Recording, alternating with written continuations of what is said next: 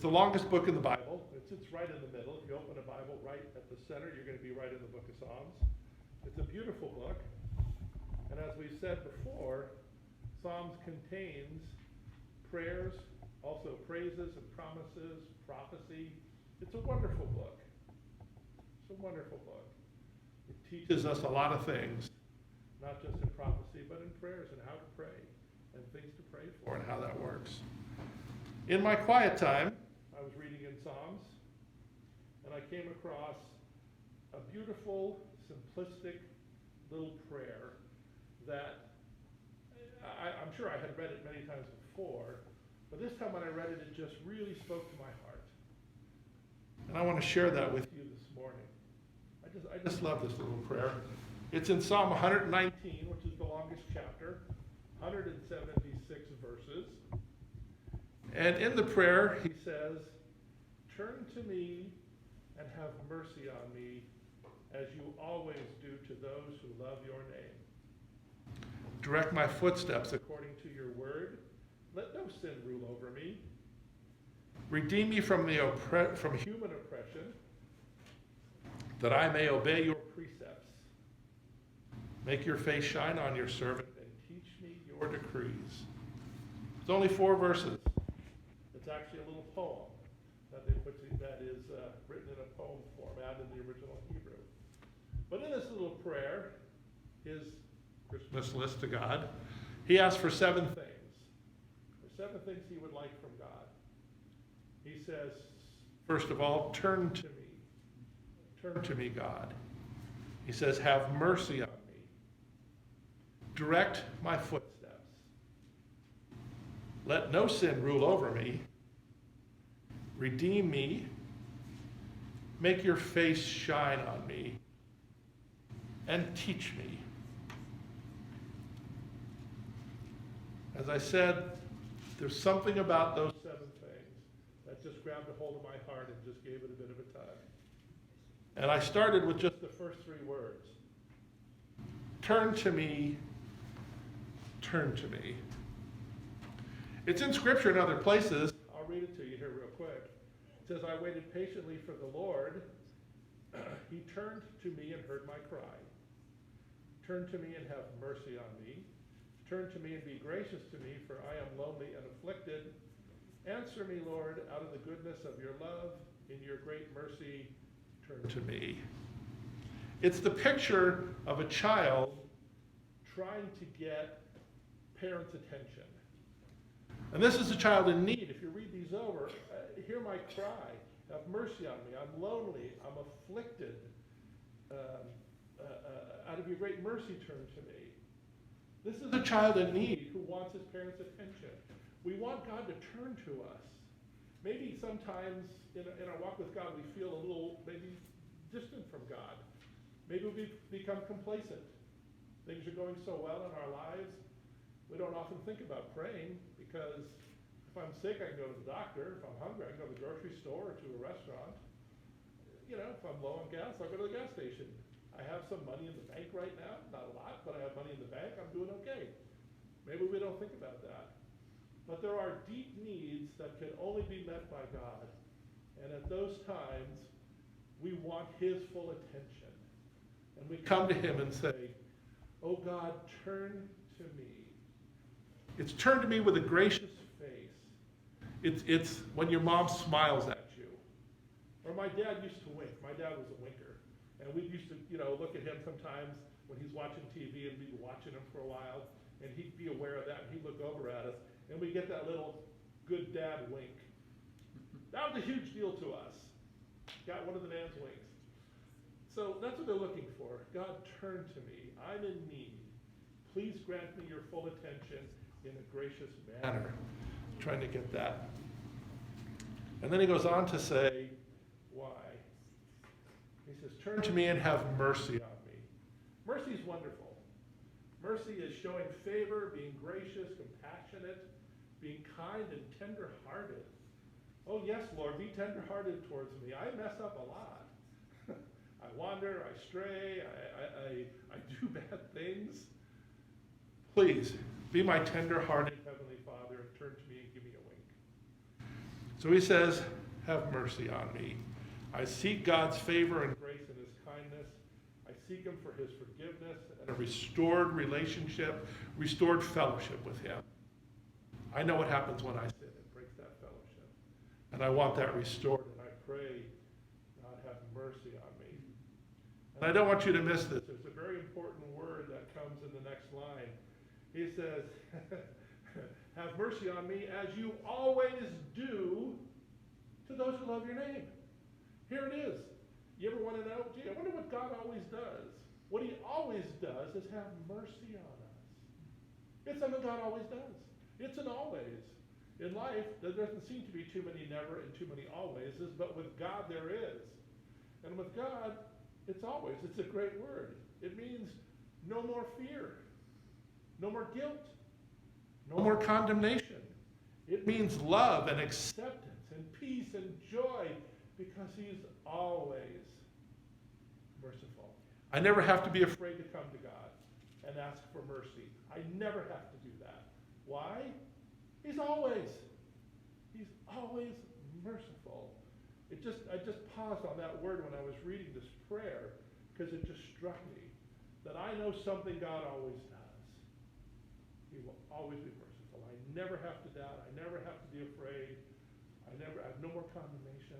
I only have love and acceptance. I'm always going to get that wink when he turns to me. He will always do that. Turn to me and have mercy on me.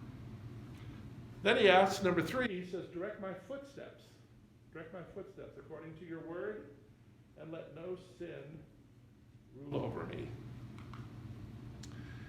Direct my footsteps.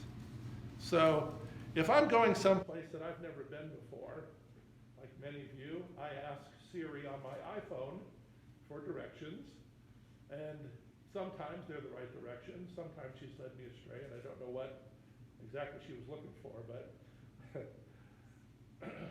that's what I do. If I don't know, I'll ask somebody for directions. I'm the guy who will ask, not the guy who doesn't ask. I'm the guy who will ask. In life, I'm going down a path that I don't know what lies ahead. I don't know what the end is. I don't know when that end is going to come in this life. I don't know when that's going to happen. But God knows. And God is smarter than Siri. And God is smarter than Google. And God knows everything. So who do I want to direct my life on the path that I don't know where I'm going? I want God. Direct my footsteps. And then he says, according to your word, that means I can know this because I have his word. And he can direct my steps. He tells us again, your word is a lamp to my feet and a light to my path. That's how he'll direct us. He says, direct me in the path of your commands, for there I find delight. That means it's worth it. It's worth it to come to God and say, direct my steps. God, I want you to guide me. I want you to take control. I'm going to go to the passenger seat. You take the steering wheel. You direct. And you know what? He says, that's where I'm going to find the light. I'm going to be happy with this. This is a good thing to do that.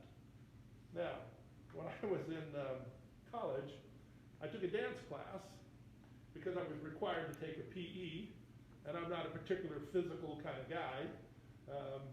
And I thought dance has got to be easy. It's ballroom dancing. How hard can that be? And one of the things that they did, and I don't think they do this anymore, was they had these numbered footprints that they used to lay out on the floor.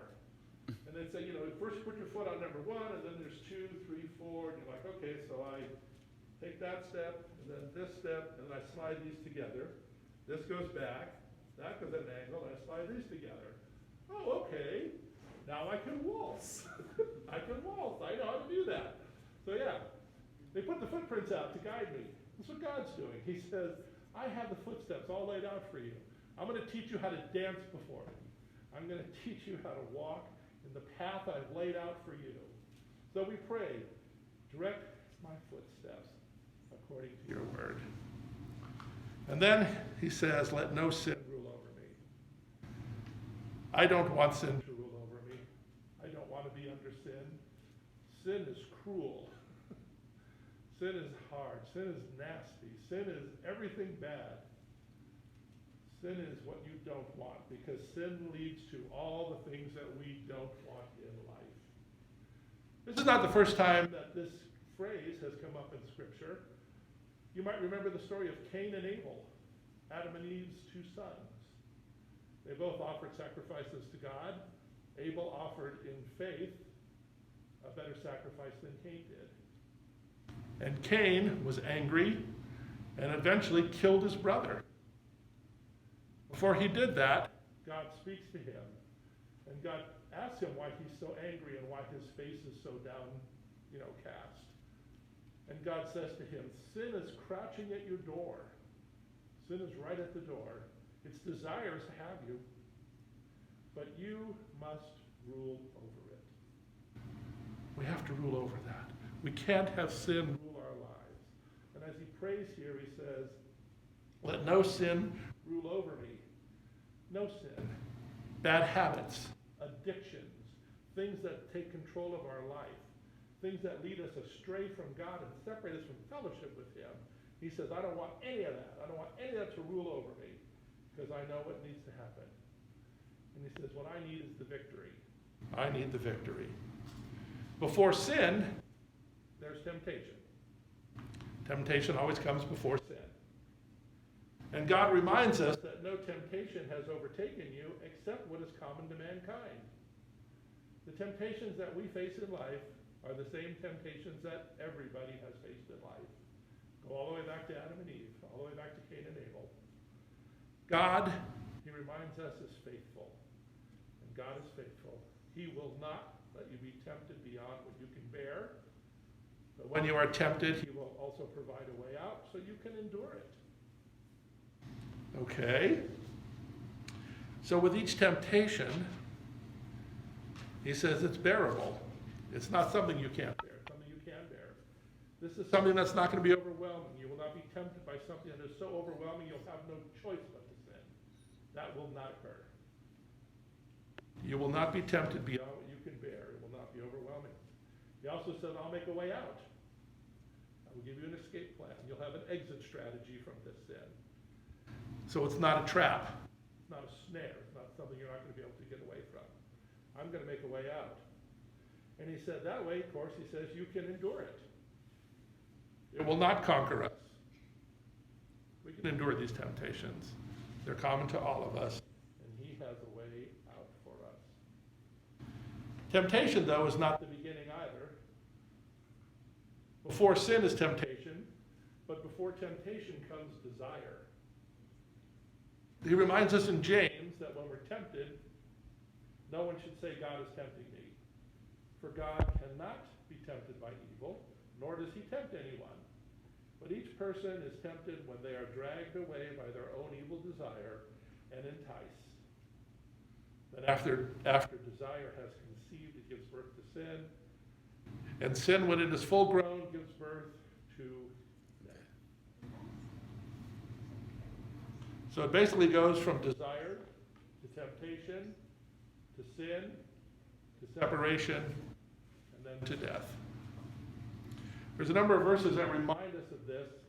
These are really just notes for me. I'm going to read these to you because I know it's very small. But he says, what causes fighting and quarrels among you? Don't they come from your desires, that battle within you? Dear friends, I urge you as foreigners and exiles to abstain from sinful desires which wage war against your soul. As a result, they do not live the rest of their earthly lives for evil human desires, but rather for the will of God. The world and its desires are passing away. Whoever does the will of God will live forever. And he says, rather clothe yourselves with the Lord Jesus Christ and do not think how to gratify the desires of the flesh. And to Timothy, he reminds him to flee the evil desires of youth and pursue righteousness, faith, love, and peace, along with those who call on the Lord out of a pure heart. Desire, desire, desire. Sin basically is two things. Sin is if we fulfill an unrighteous desire. An unrighteous desire. In God's 10 Commandments, his top 10 list, the last 5 say, don't commit murder, don't commit adultery, don't steal, don't lie, don't covet, don't desire what other people have. If I choose one of those, I'm going to fulfill an unrighteous desire. That's contrary